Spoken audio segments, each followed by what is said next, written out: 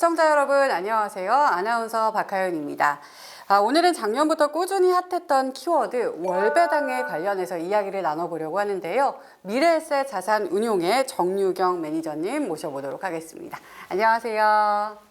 안녕하세요. 미래에셋 정유경입니다. 네, 반갑습니다. 아니, 배당 이 단어는 사실 듣기만 해도 저도 설레이거든요. 맞아요. 네, 그만큼 많은 투자자분들의 관심을 모으고 있는데요. 이 배당주부터 월배당 ETF까지 뜨겁습니다. 이렇게 관심이 뜨거운 배경에는 이유가 있을 것 같은데 그 이유를 뭐라고 보시나요? 네, 맞습니다. 말씀 주신 것처럼 24년부터 25년까지 월배당 ETF의 국내 투자자분들의 자금이 약 10조 원에 달했는데요. 사실 그게 엄청난 수치거든요. 네. 특히 시장이 어려웠던 25년만 보더라도 2조 8천억 원에 달하는 돈이 유입이 됐는데 이 수치를 봤을 때 월배당 ETF가 이제 단순히 트렌드라기보다는 투자자분들의 관심이 얼마나 뜨거운지를 알 수 있었던 것 같습니다. 네.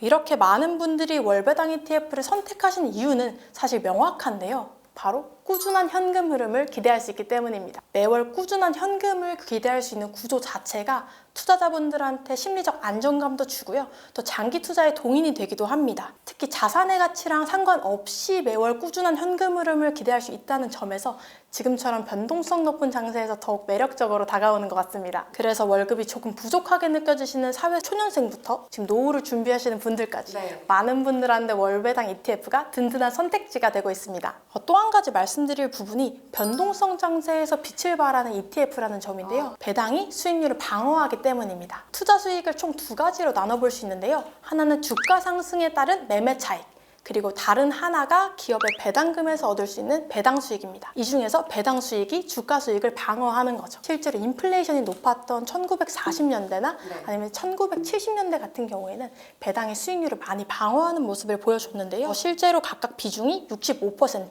71%나 됐습니다. 2000년대 약세장에서는 배당의 주가 하락분을 거의 상쇄시키는 모습을 보여줬어요. 매월 기대되는 현금 흐름, 거기에 더해서 변동성 장세도 굉장히 강하다. 이게 굉장히 매력적으로 다가오거든요.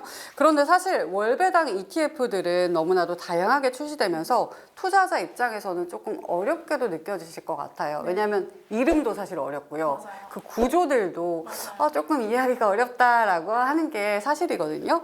이 투자자 입장에서는 월배당 ETF를 고를 때 어떤 걸 기준으로 골라야 좋을까요? 네, 말씀 주신 것처럼 우선 월배당 ETF가 너무 많이 상장되기도 했고 이름도 어렵고 구조도 복잡하고 심지어 상품명이 변경되는 경우도 있습니다.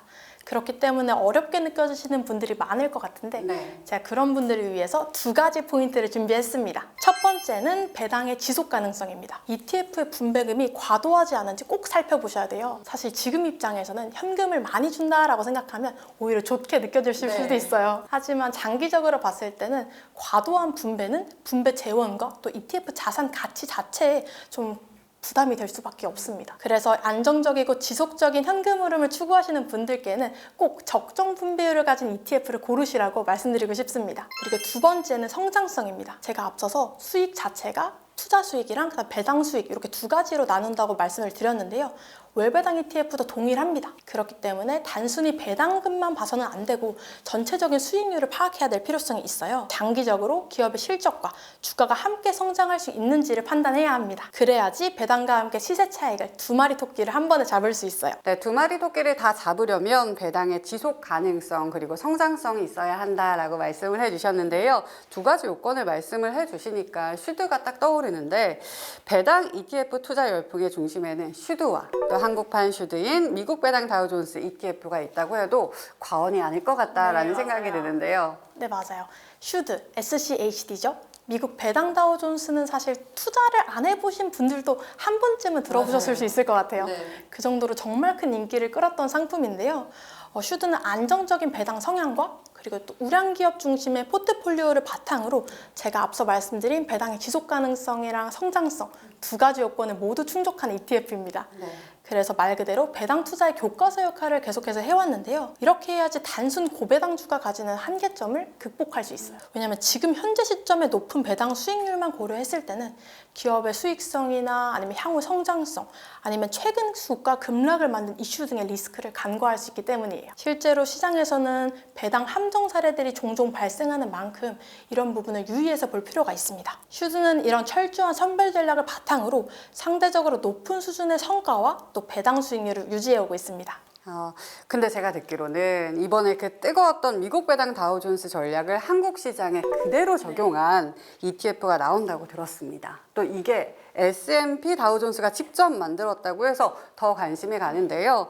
기존의 슈드와 어떤 공통점을 가지고 있고 또 어떤 매력을 가진 ETF인지 소개를 해주시겠어요?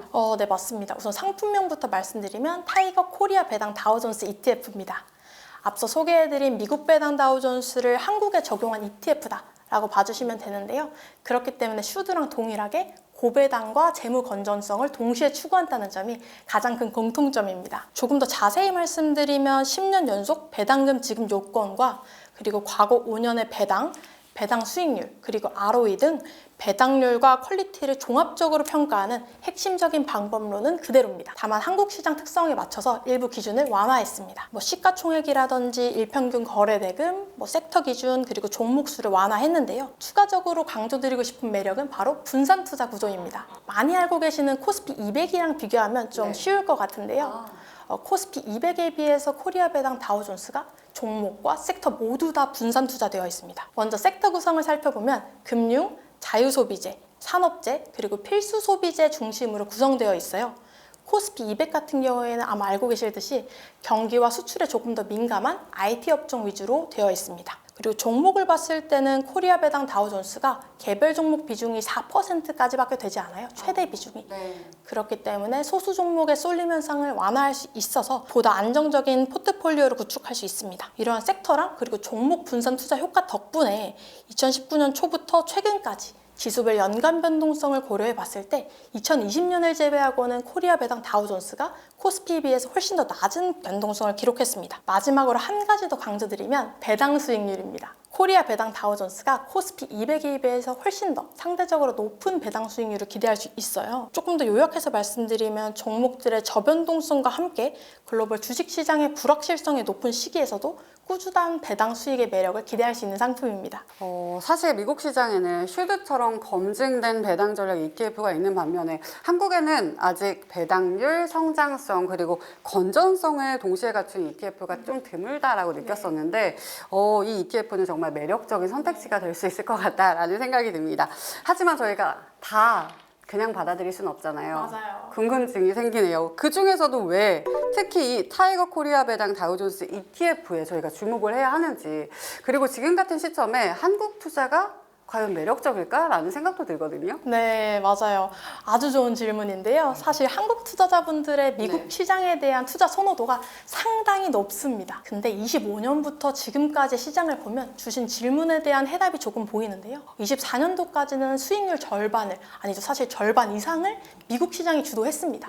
하지만 25년도의 변동성 역시 미국 중심으로 이루어졌거든요. 그렇기 때문에 지금 미국 시장에만 투자하는 것은 변동성 리스크를 줄이는 데는 다소 무리가 있다라고 판단이 됩니다. 여기에 더해서 한국 기업들의 주주 환원 강화 움직임도 주목할 필요가 있는데요. 정부는 역동적 경제 로드맵을 발표하면서 기업들의 배당 성향 확대 유도를 하고 있습니다. 구체적으로는 주주 환원 증가분의 5%를 법인세 세액 공제해주는 제도와 또 배당 증가분에 대해서 분리과세를 적용하는 세법 개정안을 발표했습니다. 사실 투자자분들도 점점 더 적극적으로 변하고 있는데요. 행동주의 펀드와 소액 주주 연대를 통해서 정기 주주총회에서 주주 제한을 늘려가고 있는 추세입니다. 즉 기업들의 주주 친화 정책 확대가 과거보다 훨씬 가시화되고 있는 상황인데요. 이러한 변화 속에서 타이거 코리아 배당 다우존스에 편입된 종목들은 ROE나 부채 대비 현금 흐름 비율이 높은 기업들을 선별했기 때문에 배당 확대 기조가 확대될수록 더욱더 긍정적인 변화가 일어나지 않을까 싶습니다. 마지막으로 또 한 가지,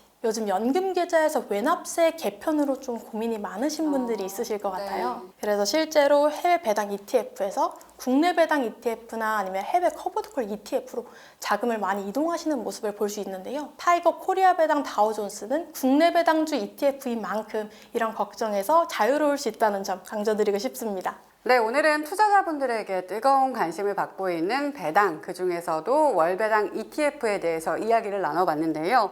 그동안 다양한 종류와 리스크 때문에 매번 고려할 점이 굉장히 많으셨을 것 같습니다. 오늘 알아본 이 타이거 코리아 배당 다우존스 ETF는 섹터와 종목 분산 효과로 개별 기업 리스크는 낮추고 안정적인 포트폴리오를 구축할 수 있다는 점에서 배당 투자자 여러분들에게 굉장히 매력적으로 다가왔을 것 같은데요. 한번 관심을 가져보셔도 좋을 것 같습니다. 자, 이번 시간은 미래에셋 자산운용의 정유경 매니저님과 함께 했습니다. 매니저님 감사합니다.